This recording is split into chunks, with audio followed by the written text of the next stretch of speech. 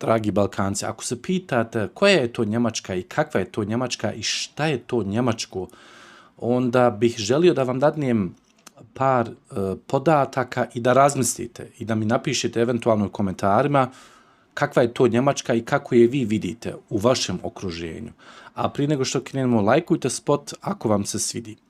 Znači, imajte na umu da u Njemačkoj 40 miliona ljudi pripada jednoj od crkava. Znači, njih otprilike 20 miliona pripada katoličkoj crkvi, a 18 miliona ljudi su članovi protestantske crkve. Znači, u diskusiji, kad se priča o crkvi, priča se samo o pedofiliji, u određenim problemima koje ima crkva, a nikad se ne uzima u obzir da je to i da pored tih problema puno ljudi su još uvijek članovi crkava.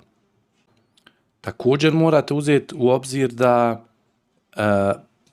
se nama predstavlja slika da je Njemačka izuzetno sekularna država i da je, hajmo reći, par osoba samo vjeruju u Boga, a većina njih ko da to ne vjeruju ili nešto drugo i tako dalje.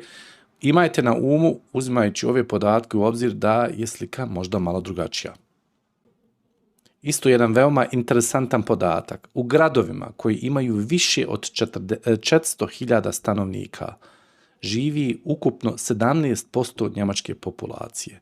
Znači, vi kad imate jedan Berlin pred sobom ili jedan Hamburg ili Köln, to možda baš i ne predstavlja Njemačku. Iz tog razloga možete sebi odgovoriti pitanje zašto je Friedrich Merz postao kancelar, a ne Robert Habeck.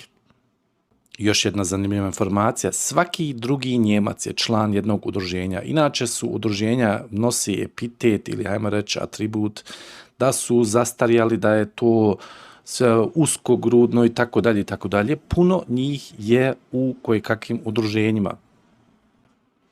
70% djece koja se rađaju u Njemačkoj rađaju se u klasičnim brakovima. Pored priče da u Njemačkoj postoji patchwork familije, da imaju razni modeli življenja između muškarca i žene, ne zaboravite da 70% djece koja se rađaju iz jednostavno klasičnih brakova, kao što i mi poznajemo.